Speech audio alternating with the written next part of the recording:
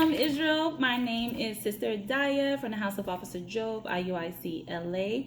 I am a certified financial coach, and I wanted to come to you today to talk about savings for your children, savings for the future, Passover.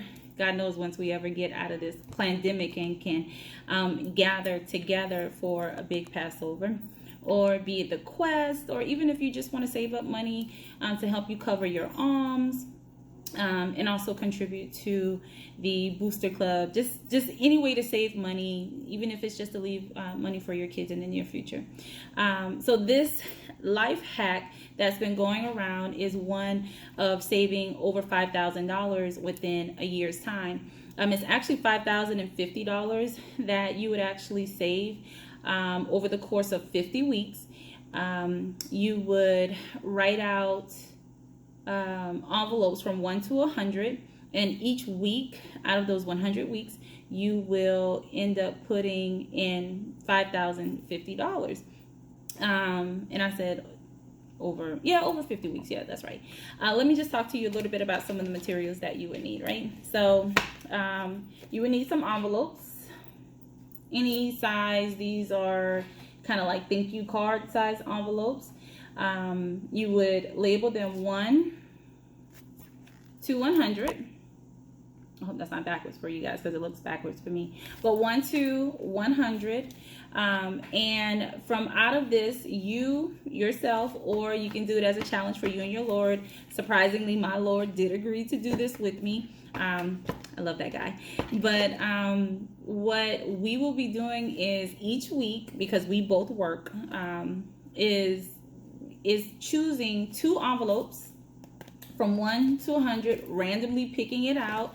So let's say that I chose this one, that I only would have to put $1 in.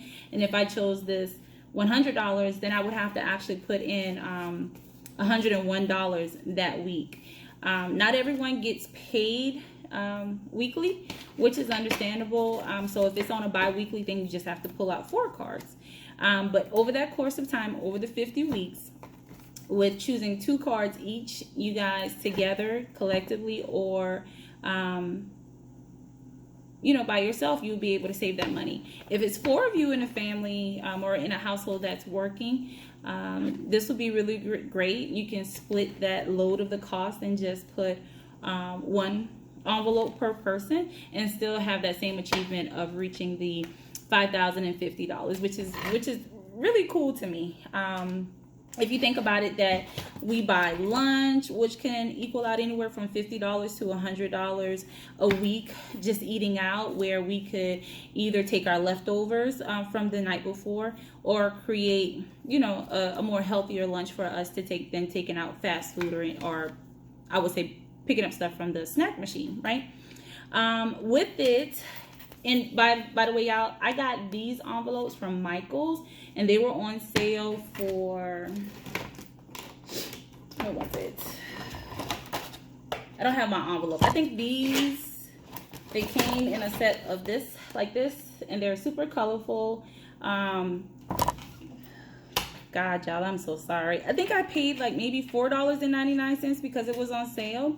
And then as you choose your envelopes and you fill the envelopes up, you're going to seal them with a sticker. And I also found this cute set from Michael's. And right now, guys, Michael's is having like a really, really great clearance on just a lot of random stuff. So definitely stop by your local Michael's. You have the 20% off coupons, you have the 40% off coupons. They just have a lot of great stuff that's on sale. But this actually was only $3.97. And then of course you need a box to put it in. And so this is the box, the cute box that I got from Michael's.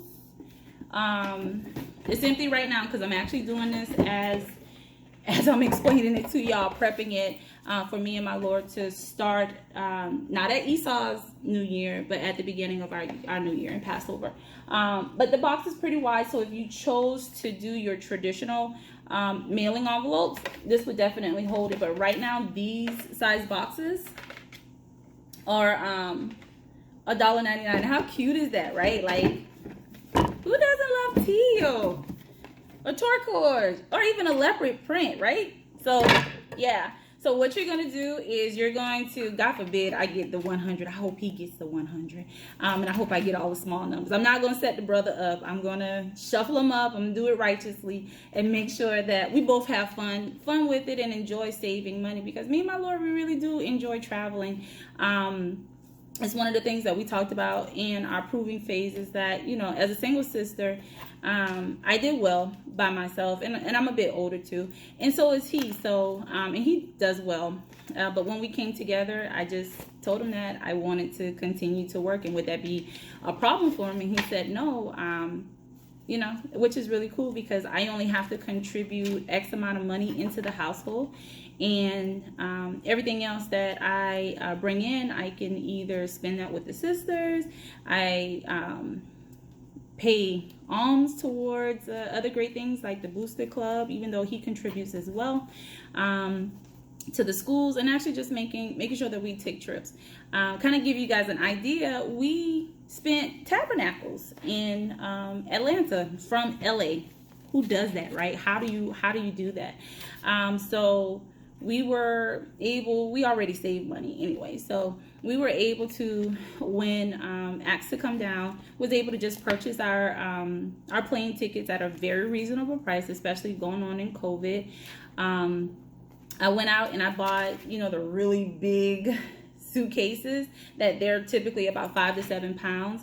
I just figured that I could pack our stove, our tent, our tarps, our blow-up mattress, like everything within 2 suitcases, because it costs about $30 with American Airlines to check a bag that's 55 pounds or under. So I made sure that we carried at least 110 pounds of stuff, or at least 50 pounds of stuff minus the suitcase weight, with us. And that way, when we got down there, we got our rental car at a super cheap rate, and we were able to drive down and enjoy tabernacles with the family, where here in California, you know, it's hard for us to even gather. But yeah, this is a really great way to prepare your house or your Lord's house to be able to do those type things, be it spur of the moment, or if you're like me and him, plan. We really enjoy planning out things. We talk about you know, different places that we want to visit, always being able to go on a quest, and being always able to attend Passover wherever you know, we gather. But yeah, so again, really great materials, super cheap at Michael's. You can get them together, do it by yourself, do it with some sisters, do it with your Lord, save that money, take a sister's trip, go visit other sisters, other camps, other schools, the quest, money for the Booster Club, just a super great thing. Challenge yourself. If you feel like you don't have the additional income to put forth into a project like this, the challenge that I ask that you challenge yourself with is think about the unnecessary things that you may purchase on a daily basis. Again, is it the food? Do you like Starbucks? Stop buying Starbucks. Or cut out the Starbucks, or limit the amount of Starbucks, or make your own iced coffee at home. I hate coffee. Tea is the way to go. But anyway, for those that do like coffee, limit those things. If you buy lunch, limit those things. I'm trying to think of something else, because y'all, we are such minimalists, me and my Lord. We like nice things, and we spend the money on those nice things so that they can last us for a long time. But a lot of things that we can go without, we go without. I'm really just thinking about day-to-day things that we purchase, a candy bar, a bag of chips. All those things add up if you think about it in the long run. Buying clothing and shoes and things like that aren't necessities, especially when you have a closet full of those things. I'm not saying that you can't treat yourself. Of course, treat yourself, but don't be that overspender is what I'm eventually trying to explain to you guys. And just a few scriptures that I wanted to have correlate with us spending our money, and better yet, to save our money, of course, is Proverbs 21:20. You know, just pretty much states that a foolish man will spend up all his money, but a wise man will, hold on to that. Proverbs 13:11 tells us to gather the fruits of our labor. There, and this is me, been there, early 20s, even in my early 30s, I can think about the amount of money that I've made and where is it? I have nothing to show for it, nothing to show for it. So all praises for this truth and righteous examples and these scriptures, being able to apply them and actually become wise, not only just in this walk, but dealing in the world. And lastly, Proverbs 13:22, it says that a good man will leave an inheritance to his children. I don't have any children myself, but I look at all my brothers and sisters' children as my children. And God forbid not God forbid, but if he decides that he wants to take me, whenever he decides to take me, my goal is to leave something for the body. Of course, for my Lord, if we don't leave together, but to leave something for the body so that we can continue to grow and bring forth the kingdom. All right, shalom, y'all. They try to tell us that our strength is measured by a man's. That's not true, that's not true. And a woman's role is weakness if we submit to him.